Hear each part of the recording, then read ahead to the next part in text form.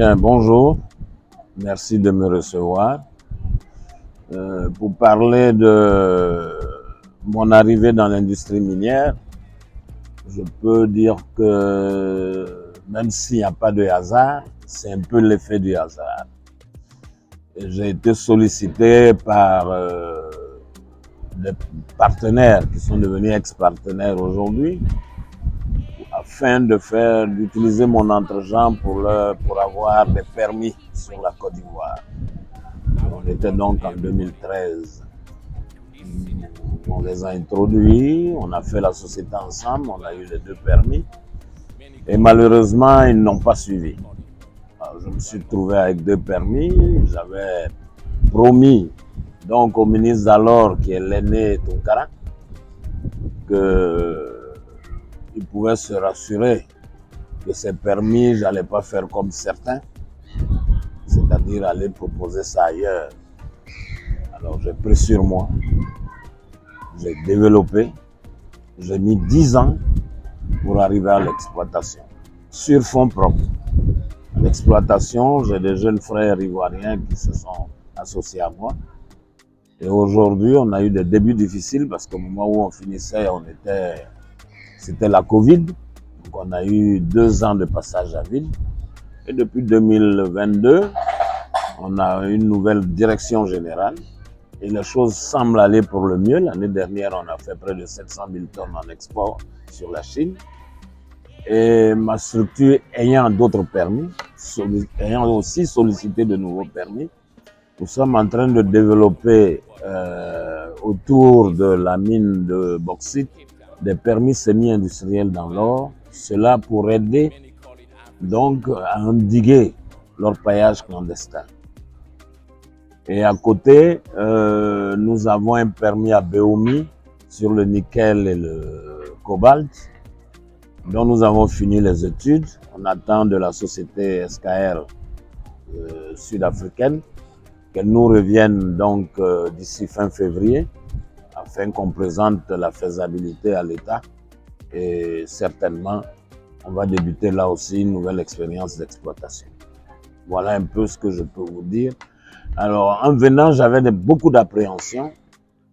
J'ai appris, j'ai fait mes erreurs, j'ai appris de mes erreurs. Et aujourd'hui, je peux vous dire que je suis l'un des passionnés du secteur minier. Je suis le seul Ivoirien. Je dirais même pas le premier à avoir un permis de recherche, mais le seul Ivoirien qui ait pris un permis de recherche et qui soit arrivé à l'exploitation. Voilà. Parce que nos banques, malheureusement, en Côte d'Ivoire, ne connaissent pas le secteur minier. Aujourd'hui, ils s'y mettent. Ils essaient pour quelques-uns de créer des desks miniers. Et on espère qu'avec ça, on aura plusieurs Ivoiriens qui vont s'y intéresser donc et venir dans ce domaine-là qui est très intéressant. Bien, disons que j'ai eu la chance, je parlais d'entre-gens tout à l'heure, j'ai du relationnel qui m'a aidé beaucoup. J'ai une surface minière qui m'a été, pas donnée, mais mise à disposition par une société italienne, Tesmec, et cela du fait qu'on était amis, d'une valeur de près de 2 millions d'euros, ils nous l'ont mise à disposition. J'ai des amis qui m'ont aidé à faire des ouvertures de pistes, des ouvertures de routes, enfin l'un dans l'autre, j'ai réussi donc à monter cette exploitation minière. En dehors du fait que le contenu local permette d'embaucher nos jeunes, il n'y a pas vraiment une implication des Ivoiriens dans le développement du secteur minier. Donc, que je sache, non. On a par contre une bonne école de géologues formés depuis les années 70. On a des aînés qui sont là, qui encadrent, mais dans l'investissement direct pour développer un projet minier, je peux vous dire qu'on n'en a pas vraiment. Parce que la mine, c'est la patience 3 fois, l'abnégation et le courage. La mine, c'est pas investir aujourd'hui et récolter demain, c'est investir aujourd'hui et patienter. Donc il faut avoir ce courage et se dire que j'y vais dans ce projet parce que j'y crois. Et c'est ce que j'ai fait. Bon, Grande République minière, elle est naissante. on n'a que 10-12 ans d'expérience dans le secteur minier, mais je peux vous dire qu'elle est prometteuse. Alors, les enseignements qu'on peut tirer, on a d'abord la chance d'avoir un ministre des Mines, de l'énergie et du pétrole, qui est ouvert au dialogue, qui pousse les Ivoiriens à rentrer dans ces projets-là, qui se bat pour le contenu local, qui est pragmatique, qui va à l'essentiel. Et ça, c'est très important, parce qu'il faut une grosse volonté politique pour y aider. Et lui, il suit la vision du président de la République, son Excellence M. Alassane Ouattara, qui a, depuis son ascension au pouvoir, a choisi des lignes et a décidé de faire des champions dans tous les secteurs. C'est vrai, c'est un peu lent sur certains points, mais on va y arriver. Que Dieu nous donne la bonne santé, c'est tout. Mais c'est à nous de faire comprendre aux investisseurs l'importance que ces communautés-là ont pour nous et pour le pays. Quand on vient investir, on doit prendre en compte les réalités d'un pays. Et je crois que le gouvernement et nous-mêmes qui sommes, je dirais, un peu l'interface, c'est à nous de sensibiliser ces investisseurs-là. C'est pas seulement de venir exploiter et partir. Et de ce que je vois surtout dans le secteur de l'or, je vois bien que nos jeunes gens qui sont directeurs généraux ou administrateurs là-bas essaient de faire comprendre à ces investisseurs-là, donc non seulement le potentiel, mais l'essence même, c'est la communauté. Il faut leur donner, il faut les rassurer, il faut leur donner ce dont ils ont besoin pour s'épanouir, parce que pour certains, ils perdent leurs terres sur lesquelles ils cultivent, sur lesquelles ils font pousser de quoi faire vivre leur famille. Donc, à partir du moment où on leur enlève un peu ça, même ne serait-ce que de façon momentanée, là je parle des petites mines, il faut pouvoir les rassurer, il faut pouvoir être à leur disposition. Je vous ai parlé tantôt de dialogue.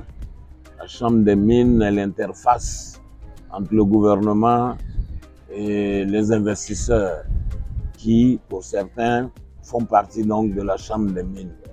Et nous avons eu, depuis le début de l'installation de cette Chambre des mines en Côte d'Ivoire, nous avons eu des présidents de bonne volonté, des présidents qui sont à la disposition donc de ces différentes sociétés, qui ont toujours travaillé pour l'amélioration non seulement des employés, mais surtout pour le développement du contenu local.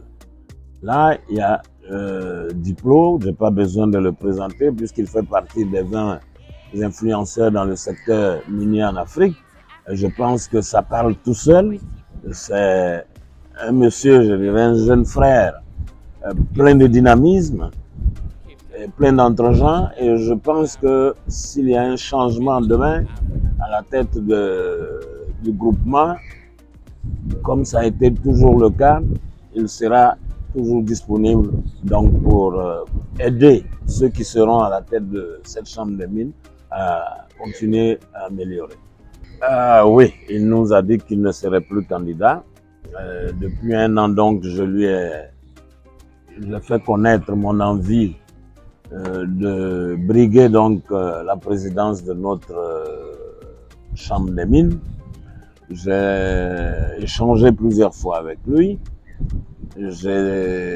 En conseil d'administration, je n'ai pas caché donc ma prétention, mon envie d'être candidat et pourquoi pas président. Chez nous, quand je dis chez nous, je parle de la Chambre des mines, tout est fait par consensus. On espère donc éviter une élection qui déchirerait cette entente que nous avons, cette convivialité qui existe entre nous. Je souhaiterais vraiment, les élections c'est pour le 28 février, que tout se passe tranquillement comme ça a toujours été le cas, de façon consensuelle. Souffrez que je ne vous en dise pas plus. Je réserve ça donc au conseil d'administration et à l'AG. Si vous êtes là, vous serez le bienvenu et vous verrez sur place mon programme. Alors, aux investisseurs intéressés par le potentiel minier ivoirien, je demanderais Et quand ils arrivent dans ce pays, ce beau pays qu'est la Côte d'Ivoire, qui leur offre donc l'hospitalité, qu'ils fassent preuve de patience. L'empressement ne résout et ne permet pas de bien voir les choses. Il faut prendre du recul.